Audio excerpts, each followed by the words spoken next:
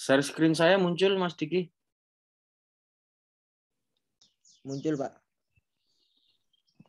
Nah, nanti kalau share screen-nya nggak bergerak, nanti tolong bilang ya. Karena kemarin ternyata saya simak di kelas yang lain itu PPT saya nggak berjalan ternyata. Mungkin juga masalah jaringan. Oke, saya buka dulu. Assalamualaikum warahmatullahi wabarakatuh. Waalaikumsalam warahmatullahi wabarakatuh. Jadi untuk pertemuan hari ini adalah pertemuan kali kedua, ya. Pertemuan kali pertama kemarin kita membahas kontrak kuliah tentang tugas dan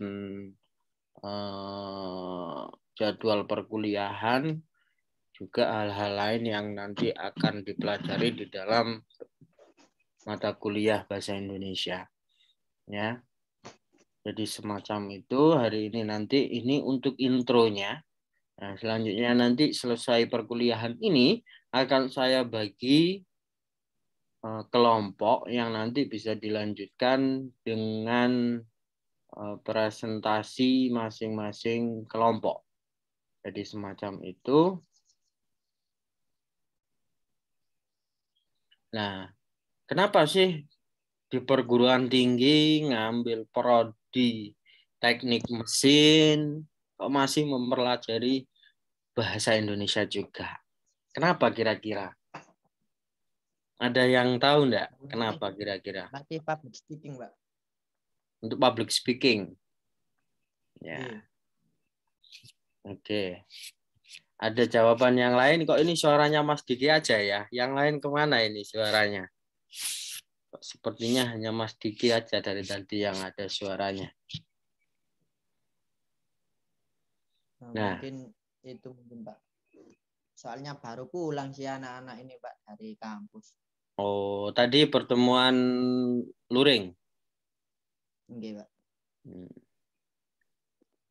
Jadi kenapa sih kok kita harus... Ini sudah slide yang kedua muncul? Oke. Oke, Pak. Oke, jadi mengapa belajar bahasa Indonesia? Ya, pertama, karena kedudukannya bahasa Indonesia ini memiliki kedudukan yang penting di bangsa ini, ya. Dulu, ya, bahasa Indonesia ini lahir dulu sebelum merdeka. Jadi sebelum adanya Indonesia, gerakan pemuda itu pada tahun berapa ini Sumpah Pemuda? Mas Diki tahu? Boten, Pak. Nah, coba di browsing biar tahu nanti Hari Sumpah Pemuda itu tahun berapa. Coba di browsing, kira-kira tahun berapa Sumpah Pemuda itu.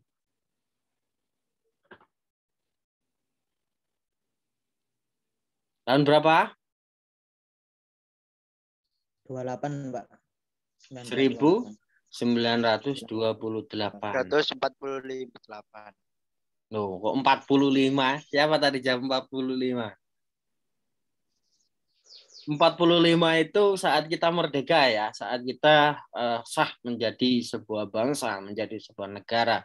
Karena bebas dari koloni, dari penjajah. Itu 1945. Tapi bahasa Indonesia itu lahir sebelum kita merdeka. Ya.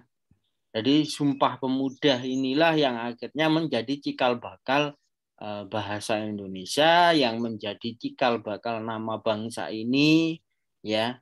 Itu lahir di gerakan pemuda ini. Jadi teman-teman di sini semua kan pemuda ya. Nah, ini menjadi cikal bakal perubahan, ya. Karena ya yang menciptakan gerakan ya dulu juga para pemuda. Makanya kalau Bung Karno itu saat berpidato itu dengan lantang, beri saya 10 pemuda. Hanya 10 kata Bung Karno ya. Maka akan saya goncangkan dunia. Jadi begitu ujarnya Bung Karno itu ya. Sejak Sumpah Pemuda ini ya pada kala itu ya di bumi Nusantara ini kan tidak menggunakan bahasa Indonesia ya, bahasa itu kesepakatan. Ya, bahasa itu kesepakatan. Jadi kalau tidak sepakat maka tidak bisa komunikasi, tidak bisa mengerti satu sama lain. Ya, di sini ada yang non Jawa dalam satu kelas, ada selain orang Jawa. Boten, Pak. Nah, kalau Jawa semua ini, Pak. Jawa semua ya, yang mayoritas Jombang ya, kayak gitu.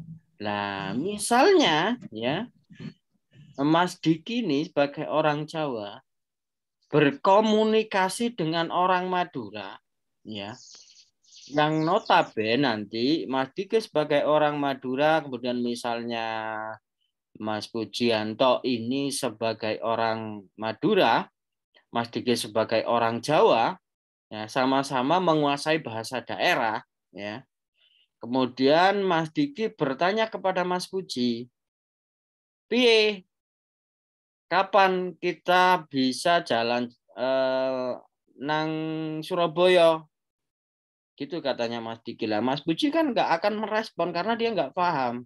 Mas Diki ini ngomong apa? Akhirnya Mas Puji itu ya karena ada suara, karena terlihat Mas Diki itu berbicara, akhirnya deremak tong. Itu pertanyaannya akhirnya. Lah Mas Diki juga nggak paham apa yang dimaksudkan. Ya, tidak terjadi komunikasi satu sama lain. Ya, itu yang namanya bahwa bahasa ini adalah sebuah kesepakatan. Jadi ketika sepakat, ketika penuturnya ini sama-sama memahami, ya, maka akan terjadi interaksi. Nah, sejak di era Sumpah Pemuda ini, akhirnya jumlah penuturnya semakin banyak. Mengapa? Karena sebelum bahasa Indonesia itu di bangsa ini, di Nusantara ini banyak yang menggunakan di era Batavia sana, ya sebelum Jakarta itu Batavia sebutannya ya. Itu menggunakan bahasa Melayu. Bahkan sampai saat ini di wilayah Indonesia bagian timur itu menggunakan bahasa Melayu sebagai bahasa ibu. Bahasa ibu adalah bahasa pertama yang dimiliki seseorang. Jadi kalau bahasa ibunya Mas Diki bisa jadi bahasa apa? Bahasa ibunya Mas Diki bahasa Jawa ya. Nggih, Pak. Ya. Bahasa Jawa. Jadi bahasa Jawa bukan ibunya berbahasa apa, bukan begitu ya bahasa ibu itu. Bahasa ibu adalah bahasa yang diterima kali pertama. Ya, yang digunakan kalau sejak kecil di Kudang itu menggunakan bahasa apa lah itu loh. Ya, diajari ngomong itu, diajari berbicara itu menggunakan bahasa apa lah itu adalah bahasa ibu. Nah, kalau Mas Diki tinggal di desa, ya di dusun biasanya pasti menggunakan bahasa Jawa. Tapi kalau tinggal di perumahan bisa jadi ya ini bisa jadi, tapi belum tentu begitu. Menggunakan bahasa ibu bahasa Indonesia, ya. Walaupun tinggalnya di Jombang. Tidak menutup kemungkinan kalau tinggal di perumahan bahasa ibunya adalah bahasa Indonesia. Ya, karena era saat ini. Ya. Karena itulah bahasa Indonesia ini lebih mudah menyatukan para pemuda di seluruh pelosok tanah air. Akhirnya jumlah penuturnya bertambah, orang yang sepakat ini bertambah. Ya. Wilayah penyebarannya pun semakin luas. Nah, akhirnya karena itu sudah disepakati, masuklah sebagai sarana ilmu. Ya. Bahkan ada undang-undangnya, kalau kita melakukan pembelajaran, maka kita menggunakan bahasa nasional. Bahkan pidato presiden pun harusnya itu menggunakan bahasa Indonesia. Ya. Tapi untuk saat ini ya, bahkan Presiden Jokowi lebih sering berbicara dengan bahasa Inggris. Nah, sebenarnya undang-undangnya menggunakan bahasa Indonesia. Nah, nanti ada juru bicaranya yang menerjemahkan. Kemudian dalam seni, khususnya seni bahasa adalah seni sastra. Kemudian sebagai pengungkap budaya juga. Jadi ini kenapa perlu mempelajari bahasa Indonesia. Ya. Nah, itu alasannya kenapa kita harus mempelajari bahasa Indonesia. Kadang memang bahasa Indonesia itu disepelekan, ya. Dari SD itu sudah belajar bahasa Indonesia, kemudian SMP 3 tahun lagi belajar bahasa Indonesia, kemudian SMA itu belajar bahasa Indonesia. Ketika di SMA lah bahasa Indonesia, enggak ketika ujian digarap sampai turu ae. Ya. Ternyata yang dikerjakan sambil tidur ternyata nilainya buruk. Ya, tidak ada persiapan dan lain sebagainya. Karena apa? Ya, bahasa yang digunakan dalam sehari-hari itu berbeda dengan bahasa yang ada di kaidah pembelajaran bahasa Indonesia. Ya, bedanya di situ. Ya. Nah, sehingga ya perlu ada pembelajaran secara khusus. Makanya ada ahli bahasa Indonesia, ya, ahli linguistik, ahli pendidikan bahasa dan sastra Indonesia itu ada, bahkan di tingkat perguruan tinggi ada prodinya, ya, ada prodinya. Mengapa? Karena di dalam bahasa Indonesia ada ragam-ragam keilmuan, ya, yang tidak akan ditemui kalau tidak ranah keilmuan. Jadi kalau hanya dalam diskusi, hanya dalam obrolan sehari-hari itu tidak akan ketemu. Slide yang ketiga sudah muncul ini Mas Digi? Sudah, Pak. Nah, sudah. Ya. Akhirnya konsekuensinya ya seperti yang saya bilang tadi, karena sudah akrab dalam bahasa-bahasa sehari-hari, makanya biasanya disepelekan. Ya. Akan di poin yang pertama ini pasti disepelekan. Nah, pada kasus tahun 2017 ya, kalau saya tidak salah ingat, yang banyak membuat siswa tidak lulus ujian nasional itu mayoritas adalah mata pelajaran bahasa Indonesia. Ya, karena itu tadi ya poin ini, karena disepelekan. Jadi beban yang dipanggul bahasa Indonesia ini cukup berat.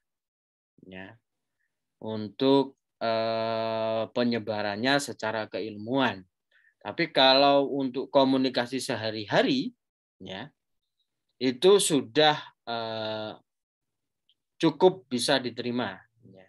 Kalau hanya pada penerima bahasanya adalah orang Indonesia. Lain cerita ketika penerima bahasanya itu adalah orang asing. Ya, kalau dalam ranah keilmuannya ini BIPA, ya. Jadi bahasa Indonesia untuk penutur asing. Ya. Di dalam kelas misalnya penutur asing itu bule-bule misalnya dari orang Afrika, dari Amerika, dari Prancis kumpul satu kelas kayak teman-teman saat ini, ya.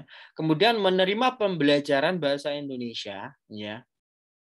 Nah, kemudian disampaikanlah kaidah-kaidah berbahasa Indonesia. Nah, ketika ia keluar di lapangan, ya, keluar kelas di kehidupan sehari-hari, ya, ada pertanyaan dalam bahasa Indonesia yang ternyata tidak dipelajari mereka di dalam kelas. Lah, mereka menjadi bingung. Ya, mereka menjadi bingung. Nah, dalam konteks seperti itu, ya, pembelajar bahasa asing ini akhirnya akan menemukan kesulitan antara bahasa dalam kaidah keilmuan dan bahasa dalam percakapan sehari-hari. Ya, ada perbedaan-perbedaan di sana. Ya, pola-pola yang berbeda itu akan membingungkan penutur-penutur asing yang bukan bahasa ibunya bahasa Indonesia. Nah, bisa memberi contoh kira-kira yang berbeda secara tata bahasa, bahasa lisan formal dengan bahasa lisan sehari-hari. Bisa memberi contoh, Mas Diki? Atau yang lainnya?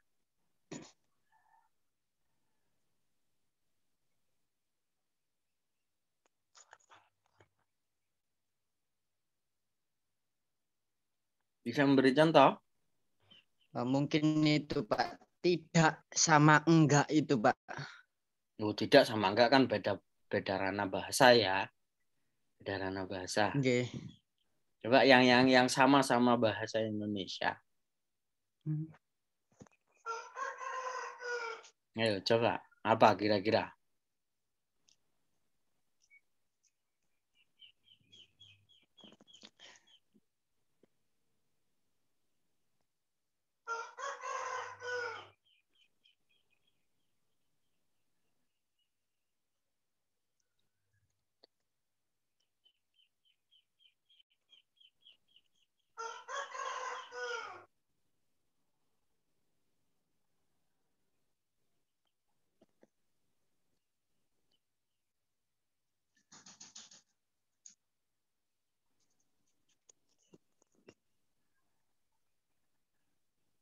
Ya, saya kasih contoh ya, ini dalam percakapan sehari-hari. Ya. Si penutur asing, misalnya si bule itu menguasai, apakah kita tidak berangkat sekarang? Ya, ini adalah bahasa formal ya. Apakah kita tidak berangkat sekarang? Itu bertanya kepada misalnya Mas Diki. Ini bule yang berbicara. Nah, kemudian Mas Diki menjawab, ya, jam segini kok berangkat? Nah, jam segini kemudian Mas Diki itu menggunakan bahasa tubuh juga, melihat arlojinya. Nah, jam segini sudah berangkat. Nah, maka penutur asing ini akan menemukan kesulitan. Ya. Ya, dia akan melihat bahasa tubuh orang tersebut. Oh, jam segini, apakah ukurannya itu yang dipakai oleh Mas Diki? Ya, karena untuk menunjukkan waktu di dalam kelas, dalam pembelajaran, ya, jam dengan pukul itu berbeda. Ya. Kalau pembelajaran kita saat ini adalah jam kedua. Jam kedua ya. Pukul berapa? 10 Pak. Pukul 10 10. lebih. Nah, tetapi di masyarakat kita penggunaan antara jam dan pukul itu kan disamaratakan ya kan? Nggih Pak. Nah, di situ. Nah, hal-hal yang semacam itu makanya membuat bahasa Indonesia itu ada ranah keilmuan dan ada ranah dalam percakapan sehari-hari, penggunaan komunikasi dalam bahasa sehari-hari. Nah, maka dari itu fungsi bahasa sudah berubah slide-nya. Sudah Pak. Nah, yang pertama ini adalah untuk media komunikasi. Jadi kalau tidak saling paham seperti yang saya sebutkan tadi di awal, maka tidak akan terjalin komunikasi dua arah. Ya. Nah, selain itu yang kedua bahasa sebagai ekspresi diri.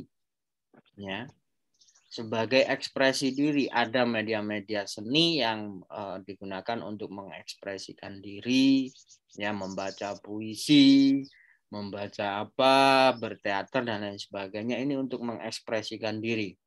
Ya bahkan dengan menggunakan bahasa orang bisa meluapkan isi hatinya. Jadi buat curhat semacam itu kepada temannya. Nah, kemudian yang ketiga alat integritas dan adaptasi sosial. Nah, ini yang di poin 3 ini ya, ini akan menunjukkan kaidah keilmuannya teman-teman saat ini. Ini kaidah bahasa Indonesia ini seperti yang diungkapkan Mas Diki tadi ya. Ini masuk ke poin yang 3. Alat integritas dan adaptasi sosial. Alat integritas ini untuk lebih ke keilmuan, ke profesi ya. Kalau adaptasi sosial misalnya Mas Diki merantau ke Jakarta, pasti Mas Diki akan menggunakan bahasa Indonesia, tidak mungkin menggunakan bahasa Jawa. Kecuali tiba-tiba bertanya, "Masnya dari mana?" Saya dari Kertosono. Walah, podo Jawa Timur itu lah. Akhirnya ngomong bahasa Jawa. Tapi kalau sebelumnya belum tahu kalau dia juga orang Jawa Timur, pasti menggunakan bahasa Indonesia. Karena itulah bahasa Indonesia sebagai bentuk adaptasi sosial. Nah, kemudian yang keempat itu juga sebagai alat kontrol sosial. Ya. Bagaimana itu maksudnya alat kontrol sosial? Ya. Ketika kita menggunakan, coba diperhatikan saja ya, orang yang menggunakan bahasa Indonesia, ya, dicermati saja ya, dalam kehidupan sehari-hari, ya, misalnya saat belanja di Alfamaret, ya, di Alfamaret kalau belanja itu menggunakan bahasa Jawa atau bahasa Indonesia biasanya, Mas Diki? Bahasa Indonesia, Pak, kalau saya. Nah, bahasa Indonesia ya. Padahal kan juga Iya. tidak ada aturan. Masuk Indomaret harus berbahasa Indonesia. Nggak ada aturan kan ya. Nggih. Nah, itu ini adalah alat kontrol sosial. Bahwa menunjukkan bahwa Indomaret ini ya menunjukkan strata sosial yang berbeda. Nah, kalau Mas Diki ke pasar menggunakan bahasa Indonesia, Boten, Pak. bahasa Jawa ya. Nah, Soalnya itu kan pasarnya itu, Pak.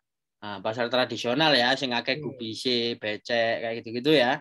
Nah, itu Nggih, Pak. otomatis Mas Diki menggunakan bahasa Jawa ya. Nggak ada yang ngontrol ya itu ya, nggak ada yang memerintah ya. Nanti kalau ke Indomaret Enggak, Pak. harus bahasa Indonesia, kalau ke pasar harus menggunakan bahasa Jawa. Ada yang mengatur begitu enggak? Boten, Pak. Nah, Ada. otomatis ya. Nah, ini yang namanya bahasa sebagai alat kontrol sosial. Ya. Mungkin lebih ke lawan bicara mungkin ya, Pak ya. Bukan ya. Jadi kontrol sosial ini ya karena menunjukkan strata sosial Mas Diki. Ya. Menunjukkan strata sosial. Jadi ketika menunjukkan strata sosialnya lebih tinggi, itu pasti berbeda. Ya, bahasanya bisa diidentifikasi dengan seperti itu. Ya. Jadi otomatis di situ terbentuk seperti itu. Ya, selain yang diucapkan Mas Diki, kalau yang diucapkan Mas Diki memang iya, tetapi pada ranah sub ini ya, ini sebagai kontrol sosial di sini kan Mas Diki juga tidak ada yang ngatur, tidak ada yang menyuruh ketika masuk ke Indomaret harus berbahasa Indonesia, ketika masuk ke bank, ketika masuk ke instansi-instansi pasti menggunakan bahasa Indonesia.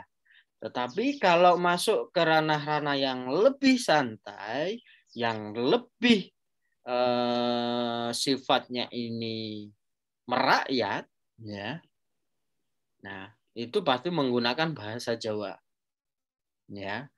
Itu adalah kontrol sosialnya, ya. Jadi itu juga semakin luas lagi pemakai bahasa yang menunjukkan identitas strata sosialnya, pemakaian bahasa Indonesianya pun akan berbeda. Ya, kalau mencermati tadi Mas Diki, saya menyebut pertama kali atau kali pertama di awal kuliah tadi. Di awal kuliah membuka perkuliahan tadi loh. Saya kan menyebut kali pertama atau pertama kali. Kali pertama mungkin, Pak. Ya, kali pertama. Kali pertama ya saya menyebutnya ya. Kenapa kok tidak pertama kali? Sebenarnya yang betul secara kaidah bahasa itu yang mana Mas Diki? Pertama kali, Pak. Pertama kali. Oke, saya beri ilustrasi ya di sini ya. Saya pakai blank page dulu. Oke.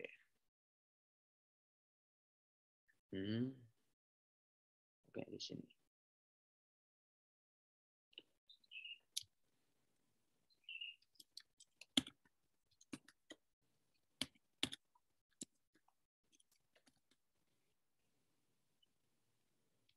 Sudah muncul ketikan saya? Sudah, Pak. Sudah ya. Pertama kali atau kali pertama saya beri warna dulu biar ada beda. Semuanya jadi berwarna.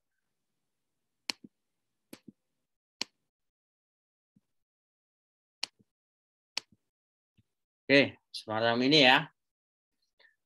Yang benar, kata Mas Diki adalah pertama kali ya. Tapi saya mengucapkan kali pertama. Nah, menurut yang lain, ada pendapat lagi enggak?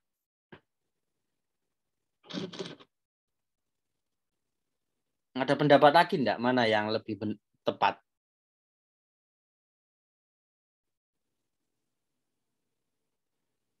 Pertama kali atau kali pertama? Kali pertama, Pak. Kali pertama. Ini suaranya siapa ya? Ini siapa tadi yang menjawab? Roybi, Pak. Roybi. Oke, Mas Roybi menjawab kali pertama. Dan Mas Diki menjawab pertama kali. Bisa diberi alasan enggak? Coba. Kenapa pertama kali itu lebih tepat menurut Mas Diki dan kenapa menurut Mas Roybi kali pertama lebih tepat?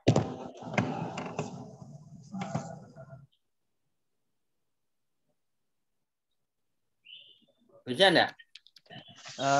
Mungkin nggak ada istilah itu Pak, kali pertama, kali kedua, kali ketiga itu nggak ada mungkin Pak di EYD. Oh begitu ya.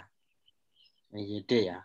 Iya juga tergantung juga sih Pak, tergantung fungsi kata tersebut untuk apa, kayak konotasi gitu loh Pak, dicocok-cocokkan gitu. Kalau menurut Mas Roybi apa? Kenapa memilih kali pertama?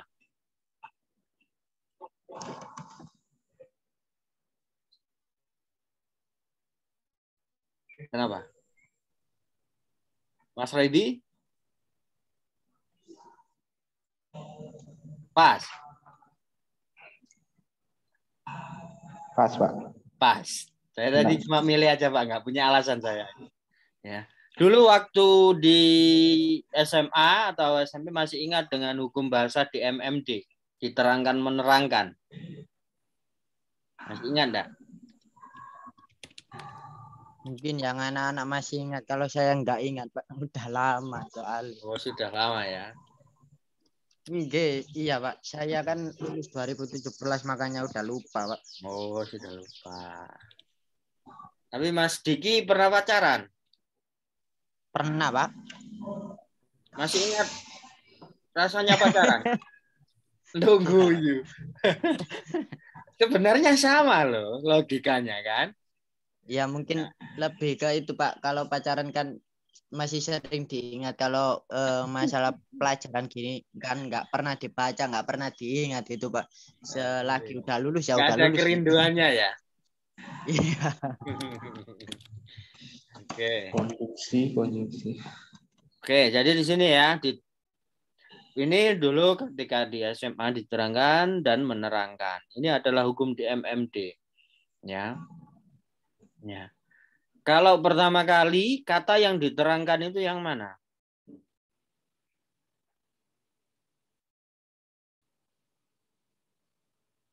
Kalau pertama kali itu DM atau MD?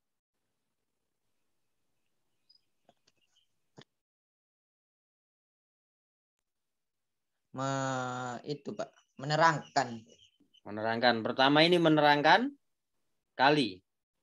Gitu. Atau kali menerangkan pertama? Menerangkan pertama kali. Ini satu-satu aja. Ini hukum di MMD. Sama ya.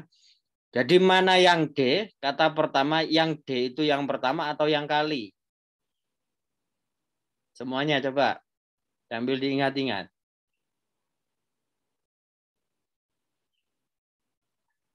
D itu diterangkan, M-nya menerangkan. Jadi kalau ada dua kata yang menjadi D, itu berarti yang menjadi pusatnya diterangkan. Kalau M ini menerangkan, berarti kedudukan kata yang posisinya sebagai M itu pasti menerangkan D. Oke, saya beri contoh yang lebih mudah lagi. Saya menggunakan apa? Baju apa ini? Batik. Baju batik. Yang diterangkan yang mananya? Batiknya Pak. Batiknya. Kan diterangkan itu kan menerangkan benda.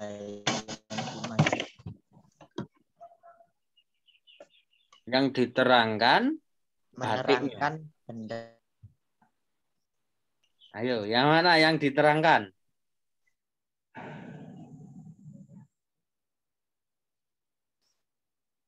Satu contoh lagi.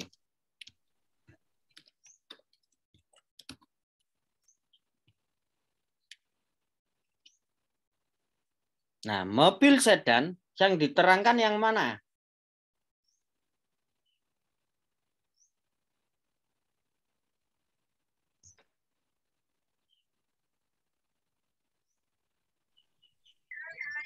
Mobil, Pak.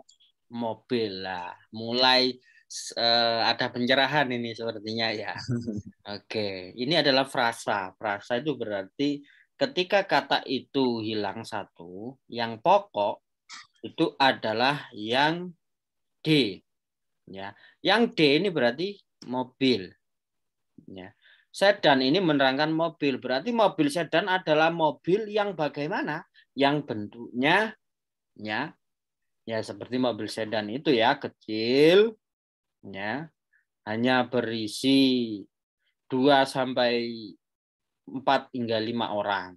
Tidak akan lebih memuat yang lain mobil sedan ya. Karena sedan yang sport itu bahkan hanya 1 orang. Kemudian lebih lagi yang 2 pintu bisa muncul 2 orang. Kemudian yang pintunya 4 ya, atau bahkan pintunya 2 itu sudah bisa memuat jok di belakang ya. Ini mobil sedan tidak akan melebihi kapasitas 5 orang maksimal ya. 1 sampai 5 orang. Berbeda dengan mobil apa? Misalnya mobil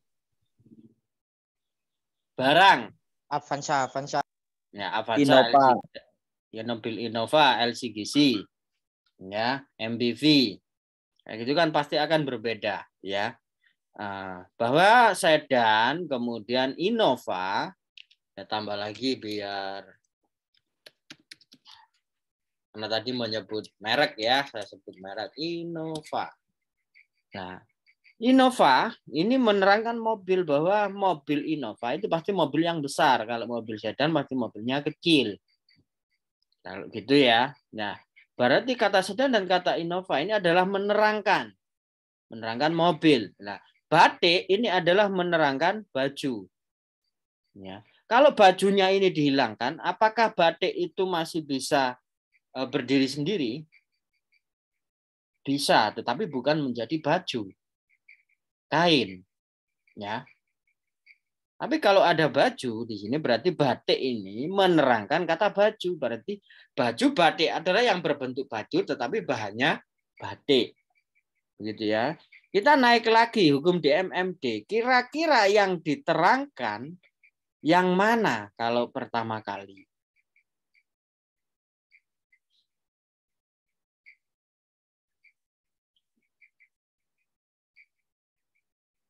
Agak sulit ya menjawabnya.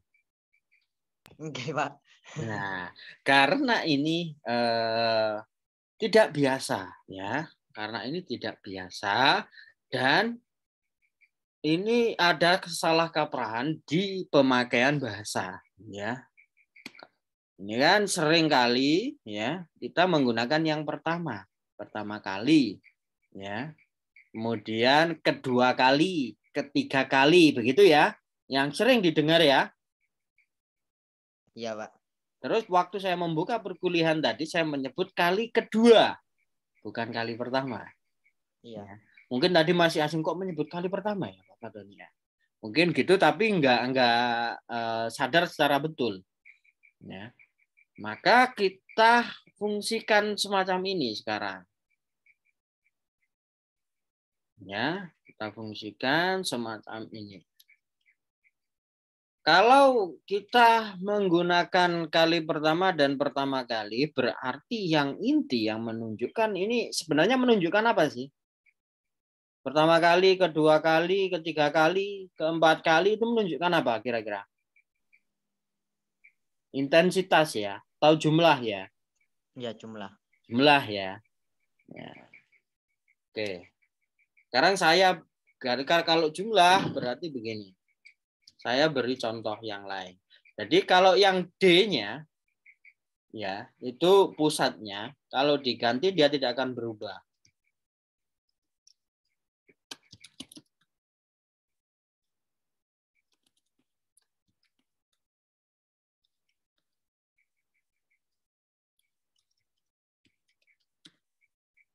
Oke. Dua kata ini adalah pola hukum yang sama Kok berubah semua ya?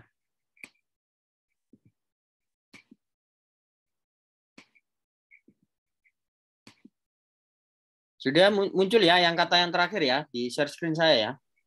Sudah, Pak. Nah, kira-kira ini adalah hukum yang sama ini. Ini hukum yang sama dengan yang atas, pertama kali dan kali pertama. Hanya kata pertamanya saya ubah dengan ini. Ya. Kalau logika maknanya, yang tepat yang mana? Kali ini, Pak. Kalau yang Kali kali. ini. Kalau yang ini kali itu menunjukkan apa?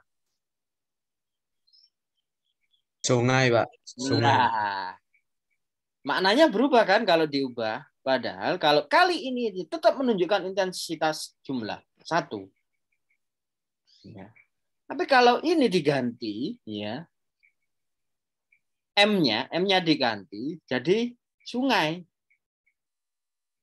Oke, jadi hukum di MMD ketika diterapkan, ya, berarti yang tepat yang mana? Pertama kali atau kali pertama? Kali pertama. Nah, sudah tahu ya alasannya ya.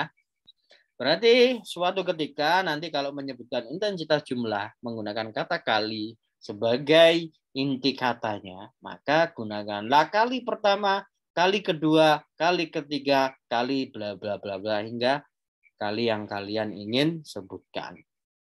Jadi semacam itu. Tapi kok kebanyakan yang sering dipakai itu pertama kali ya, Pak ya? Iya, karena salah kaprah. Iya, mungkin dari dulu mungkin ya, Pak ya. Ya, salah kaprah adalah salah yang dimaklumi, Mas Diki. Ya, ini jamak sekali terdapat. Sekarang begini, ya, sapu kalau diberi imbuhan dibaca apa? Mesapu, Pak. Apa? Mesapu. Sing bener. Kamu menyebutnya masuk begitu. Iya, menyapu sih, Pak. Itu Nah, kan menyapu ya. pekerjaan. Menyapu ya. Iya. Oke. Itu adalah hukum KTSP. Ya, saya tambahkan lagi materi baru lagi. Ini sebenarnya nanti masuk di PUEB. Jadi karena kita sudah terlanjur masuk ke sini, itu adalah hukum KTSP. Jadi setiap hukum K, huruf K, misalnya di sini adalah kantong, kemudian T-nya pakai tata, S-nya sapu, P-nya pukul. Diberi awalan me, dia pasti akan hilang kata-kata itu, huruf itu. K ini akan hilang, kantong ditambah imbuhan me jadi mengantongi. K-nya nggak ada. Ya. Tata diberi awalan menjadi menata. Sapu menjadi menyapu. Pukul itu menjadi memukul. Ya. Itu. Pola-pola ini yang sering ditemui itu enak pengucapannya. Tapi kalau tidak pernah ditemui dan digunakan dalam kosakata sehari-hari akan menjadi aneh dan dianggap salah. Bisa memberi contoh, Mas Diki. Yang ada kata K, yang ada yang ada kata yang awalannya huruf K, huruf T, huruf S, huruf P. Yang tidak hilang dan dianggap benar oleh masyarakat kita.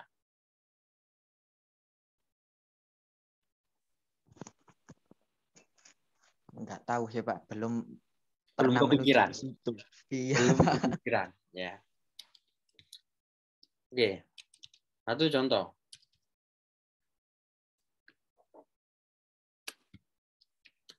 Punya. Ya. Punya itu kalau diberi imbuhan menjadi apa? Kalau menerapkan hukum KTSP berarti P-nya harus hilang. Nah, kalau menerapkan kaidah itu berarti nanti akan menjadi begini. Memunyai.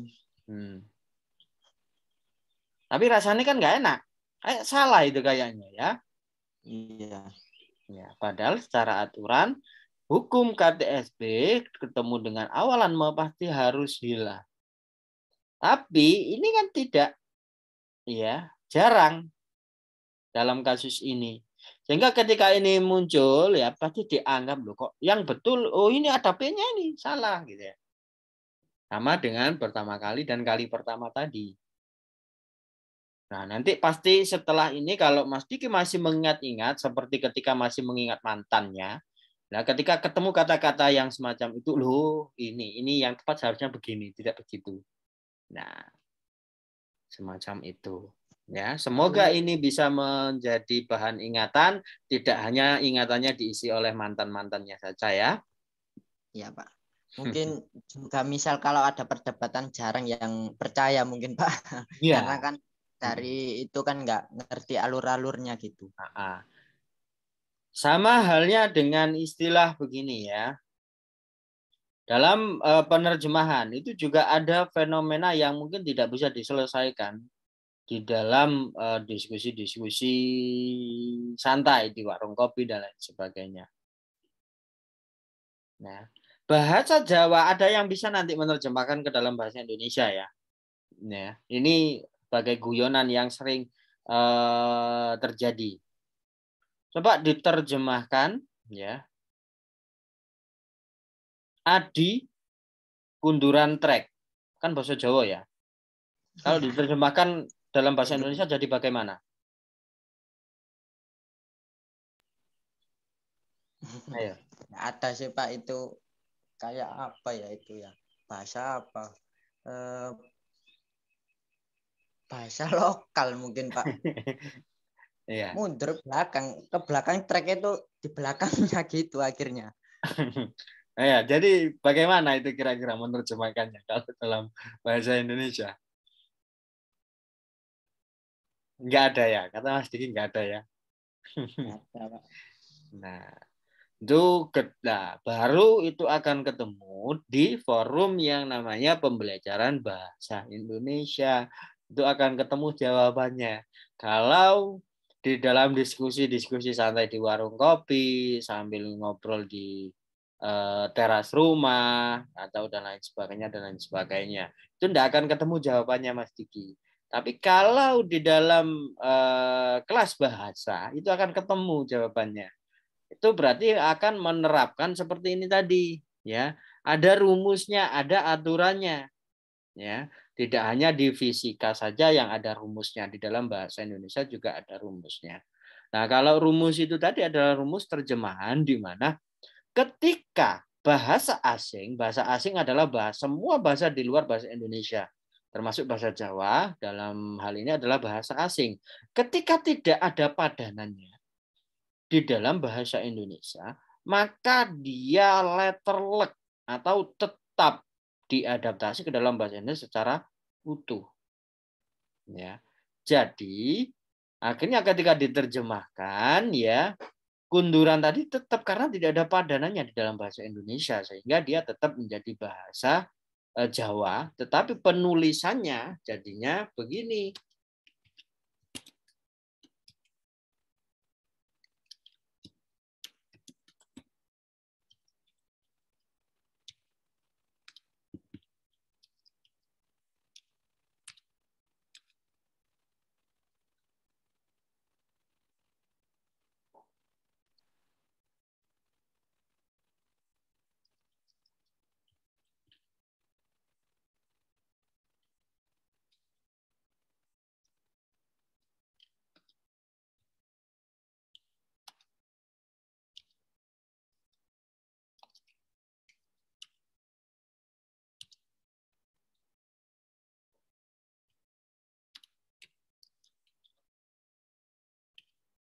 Ya.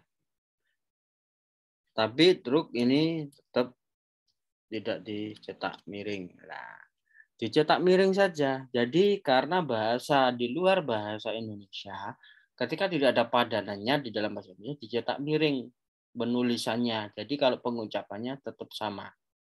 Ya. Jadi aturannya semacam itu. Baru ketemu di forum kajian kebahasaan di kelas-kelas bahasa. Jadi semacam itu. Ya. Kemudian saya lanjutkan lagi. Ya, ini tadi yang sudah kita bahas, cara berkomunikasi itu ada cara lisan dan ada cara tulis. Ya, dalam contoh kasus tadi, kunduran truk tadi, itu tidak akan bisa selesai ketika di dalam forum lisan. Ya, tetapi bisa diselesaikan dalam forum tulis, ya, komunikasi tulis. Ya, jadi semacam itu. Kemudian cara pandang penutur. Lah, ini biasanya walaupun menggunakan bahasa Indonesia, terkadang ada dialeknya yang mengikuti.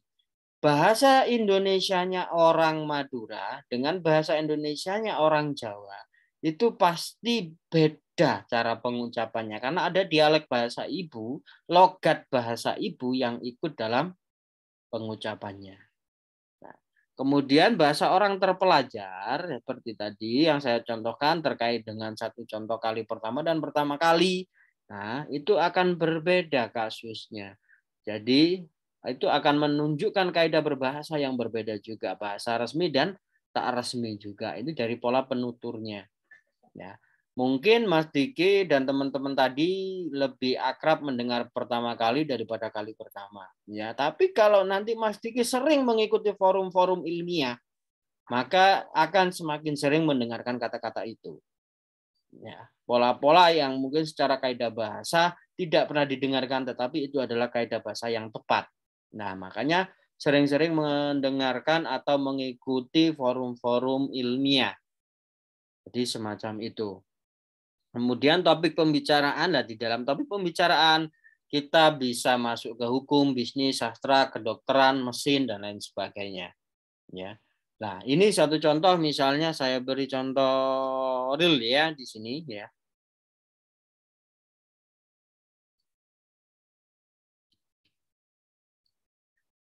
Nah, ini contoh pemakaian sudah muncul slide ini. Sudah, Pak. Ya, di bidang teknik mesin atau di bidang mesin, saya enggak tahu ya kalau teman-teman ini di mesin ini mesin yang bagaimana sebenarnya kategorisasi prodinya. Mempelajari mesin apa kira-kira? Mesin secara keseluruhan atau mesin alat berat, alat ringan atau mesin apa? Untuk saat ini sih masih ke itu, Pak. Pembuatan gitu, kayak membuat suatu alat gitu. Alatnya lebih ke alat apa? Untuk yang semester-semester awal begini. Otomotif sih, Pak.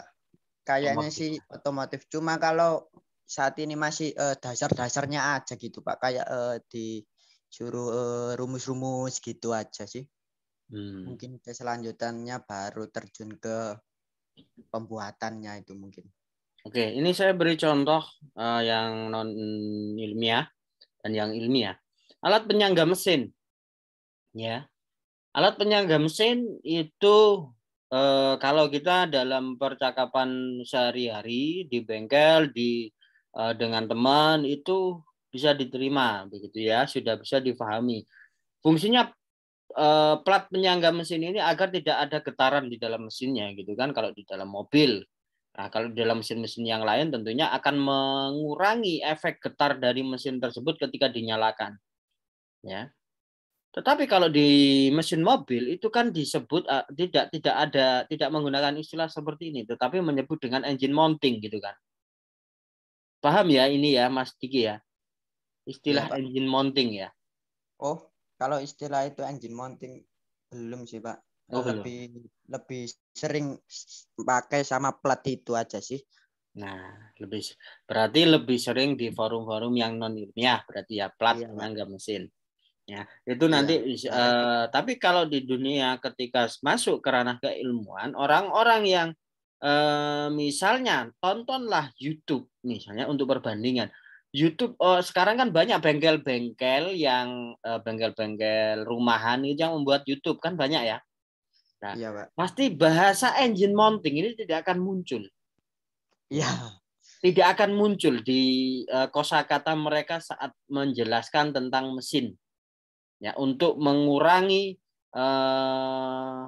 getaran mesin pasti mereka tidak akan menyebut engine mounting, bisa juga menyebut sebagai plat penyangga mesin atau menyebut plat saja atau menyebut dengan ring ya atau menyebut dengan istilah-istilah yang membuat mereka lebih mudah memahami dan mengomunikasikan dengan pelanggannya. Ya. Tapi kalau kalian menyimak bengkel-bengkel besar yang ada di YouTube, ya yang resmi, semi resmi kayak gitu, walaupun bukan bengkel-bengkel resmi, bengkel-bengkel di ibu kota, di kota-kota besar, ya pasti mereka akan lebih menyebut sebagai istilah itu dengan engine mounting. Ya, dan istilah-istilah di dunia permesinan yang lain. Mengapa? Karena mereka punya background, menunjukkan background akademik mereka. Ketika orang-orang yang intelektual ya akan lebih senang melihat konten YouTube, sama-sama misalnya punya referensi ya, mencari referensi ya. Orang yang berpendidikan akan mencari referensi yang konten orang-orang yang membuat juga orang yang memiliki background pendidikan yang sama dengan mereka. Tapi kalau orang yang background pendidikannya rendah mungkin ya pasti akan lebih nyaman, lebih nyambung mendengar penjelasannya bengkel-bengkel yang menggunakan bahasa-bahasa pasaran. Kalau mendengarkan yang ini malah nggak paham. Nah, itu adalah ranah bahasa. Jadi ada pemakainya masing-masing. Nah, makanya ada juga YouTuber mobil yang model-modelnya humoris ya, ada yang modelnya serius ya. Nah, mereka memiliki penikmatnya masing-masing ya. Jadi semacam itu. Itu menunjukkan bahwa pemakaian bahasa ini ada perbedaannya. Di bidang bisnis itu juga berbeda, di bidang sastra itu juga berbeda, di bidang kedokteran itu juga berbeda. Nah, kurang darah itu kan kalau orang-orang di sekitar kita kan paham. Ya. Tapi ketika kita menggunakan istilah anemia, tidak semua orang yang di sekitar kita beri penjelasan, oh orang itu sakit anemia. Tidak semua orang langsung paham. Betul enggak? Iya, Pak. Ada yang menyebut kalau anemia itu susah tidur. Oh, lain itu insomnia. Insomnia. Ya kan cuma apal belakangnya aja itu dulu, Pak. Ya, gitu ya. Mirip-mirip soalnya ya. Iya. Jadi itu contoh pemakaian bahasa. Nah, ini itu juga yang akan membuat seperti yang saya sebut tadi, forum-forum apapun itu ketika ragamnya di sini. Lisan tak resmi, tulis formal, dialek terpelajar resmi dan tak resmi. Ya, ini adalah pola-pola yang atau ragam-ragam yang digunakan di masyarakat kita itu bisa kita lihat kalau dalam bahasa sehari-hari ini pasti tak resmi dalam bentuk lisan ya. Kalau dalam bentuk lisan tapi yang resmi biasanya muncul di ceramah, pidato, diskusi formal ya, kayak di kelas-kelas yang menunjukkan keintelektualan ya, kemudian presentasi nanti tugas kalian itu prestasi berarti juga harus menggunakan bahasa resmi yang lisan. Jadi tidak boleh menggunakan bahasa ragam bahasa sehari-hari. Nah, kemudian kalau yang tulis ya bahasa surat pribadi. Kalau ada yang pernah menulis surat pribadi pasti punya pengalaman, tidak perlu menuliskan dengan kata-kata yang formal, yang penting mudah difahami oleh yang membaca. Nanti kemudian catatan harian. Kalau laki-laki biasanya jarang buat catatan harian, biasanya perempuan. Kalau di kelas ini pasti laki-laki semua ya, mesin soalnya ya. Iya, Pak. Nah, kalau tulis ya surat resmi, menulis makalah, artikel proposal atau laporan. Ya, tentunya di sini kalau fungsinya bahasa Indonesia dipelajari ini lebih spesifik oleh teman-teman teknik mesin. Ya, kalau penggunaan istilah-istilah ilmiah itu penulisannya tepat, kemudian penggunaan bahasanya itu rapi, ya, itu akan menunjukkan wibawanya. Ya, oh ini memang ahli kayaknya orangnya. Melihat tulisannya rapi, cara berbicaranya baik, ya, itu akan menaikkan grade-nya, levelnya. Jadi ketika presentasi, kalau presentasinya menggunakan bahasa sehari-hari, sedangkan yang ditawarkan ini adalah mesin yang harganya 1T misalnya. Ya orang itu akan, oh ini kayaknya nggak profesional orang ini. Ya baru membuka presentasi PPT-nya ya. Walaupun pakai jas, pakai dasi, kemudian menggunakan laptop yang bagus, ya, kemudian menggunakan bahasa pasaran, ya, tendernya 1T, ya, orang tersebut kok begini, kita lewati aja, tinggal orang dari perusahaan yang selanjutnya, akhirnya begitu. Tapi kalau kita bisa menggunakan bahasa yang baik, baik tulis maupun lisan, ya, itu akan dipertimbangkan oleh calon customer kita, calon pelanggan kita, ya, calon mitra kerja kita. Jadi semacam itu. Memang terlihat sepele, ya, tetapi itu bisa menggeser saingan-saingan bisnis kita. Jadi semacam itu. Nah, makanya kalau sekarang teman-teman melihat pola-pola itu di internet, ya, sudah ada yang menggunakan pola ragam bahasa yang baik dan benar, itu sudah semakin banyak. Ya, itu juga kembali lagi kepada targetnya, ya, target marketingnya. Kalau target marketingnya adalah muda-mudi, pasti menggunakan bahasa yang santai. Kalau menggunakan bahasa resmi malah keliru, ya. Makanya fungsinya mempelajari bahasa itu bisa melihat target. Siapa sih target pelanggan kita yang akan kita sasar. Jadi semacam itu. Jadi mungkin itu saja yang perlu saya sampaikan di pertemuan pertama, berbicara tentang ruang lingkup bahasa, tentang fungsi bahasa, dan juga ragam bahasa. Ya, jadi mungkin itu saja yang bisa saya sampaikan. Barangkali ada yang mau ditanyakan, silakan.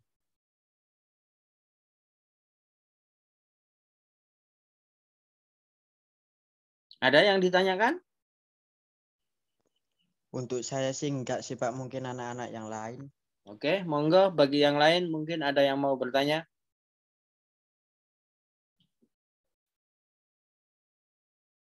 Belum ada ya. Kalau belum ada, maka saya anggap pertemuan hari ini selesai dan yang lain nanti bisa mempelajari. Dan nanti berarti ada kelas ini 11, berarti 12 ya Mas Diki ya? 11 Pak, sama kakak tingkat itu. Oh, 11. Jadi nanti ada yang dua orang, kemudian ada yang satu kelompok 3, berarti tetap 5 kelompok, satunya 3 orang. Yang 3 orang nanti kakak tingkatnya ini sudah bergabung di sini belum ya kayaknya? Ada yang kakak tingkat. Oh, yang kakak tingkat ini kamu tadi, bukan ya? Bukan Pak. Oh, bukan. Ini semua satu kelas ini yang ada di sini nih. Iya Pak, ini kelas pagi semua. Oke. Jadi nanti akan saya kirimi materi dan juga subnya, saya kirim di grup. Biar nanti semua yang tidak ikut pertemuan sinkronus ini bisa menyimak juga dan bisa menyiapkan materinya. Oke, itu saja. Ketika tidak ada pertanyaan, maka perkuliahan hari ini saya rasa cukup. Saya akhiri. Wassalamualaikum warahmatullahi wabarakatuh. Waalaikumsalam warahmatullahi wabarakatuh. Oke, jaga kesehatan ya dimanapun. Iya Pak. Oke, Pak. Bapak juga, Pak. Ya, terima kasih. Ya, saya akhiri ya.